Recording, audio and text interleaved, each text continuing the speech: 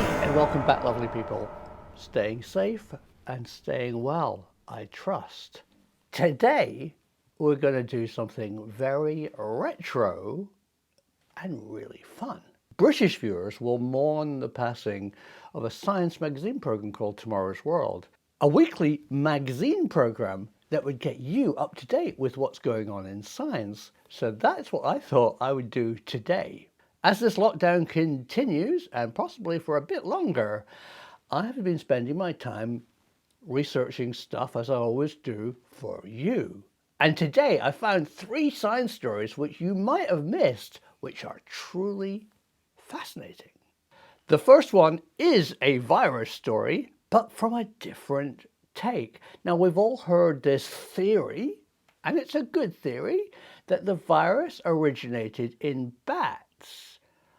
The question is, why in bats? And the answer is brilliant. Did you know that bats are 20% of the entire mammal population of our planet? It's a vast number. There are 1,200 different bats, ranging from the size of my thumbnail to a giant fruit bat wingspan. They are very important to our planet. But they have some unique characteristics that also make them rather different. Firstly, I do not want to turn bats into the great white shark of Jaws, which actually is not such a threat, because bats are vital. The amount of insects they eat, bad insects, for farmers is unbelievable. We need bats, but bats do have an issue. Very interestingly, bats are dealing with a problem that humans will have as we live in bigger and bigger mega conurbations. Bats live in vast colonies, hundreds of thousands of the little guys in caves, all very close together. A direct analogy to humans living in an overcrowded city. But bats have solved one potential nightmare for them.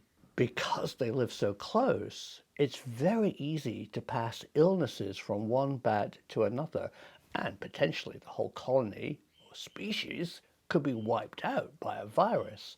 So, a spin-off from researching COVID-19 virus is that if it did come from bats, why aren't bats affected by it? Such a good question. Well, the answer is amazing. It turns out that because bats live in such large roosts and there's so many in close proximity, they have a uniquely robust immune system. Bats have learned to adapt to deadly viruses. We and other animals haven't. That's why potentially bat illnesses affect other creatures, us, so badly. Swiftly moving on, and this time from the air, a hot air balloonist flying over Wiltshire looked down on Stonehenge and took a picture that people hadn't really seen before or appreciated how important what they saw is.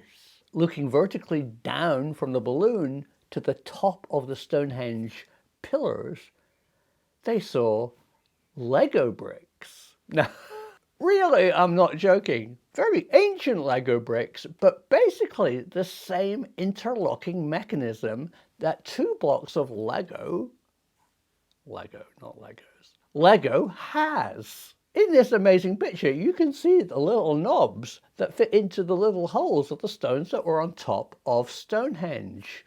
Early Lego, how fantastic. Of course, Lego company have picked up on it and are going, whoa, ancient Lego.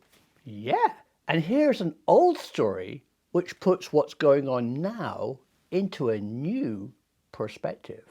This is Jun Alameda at her electron microscope.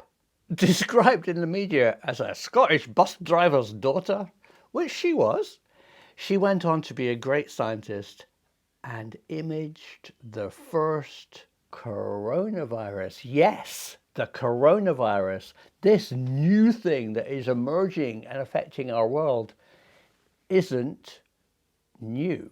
Coronaviruses have been known for decades, but June was the first person with this picture to actually photograph them.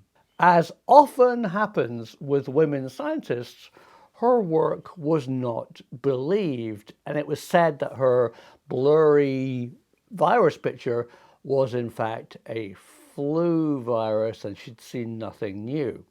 She persevered, and of course, it turned out what she did photograph was a coronavirus. One of the things that I really like to do for you on this channel is to give you more information to help you build your own theories about what's going on.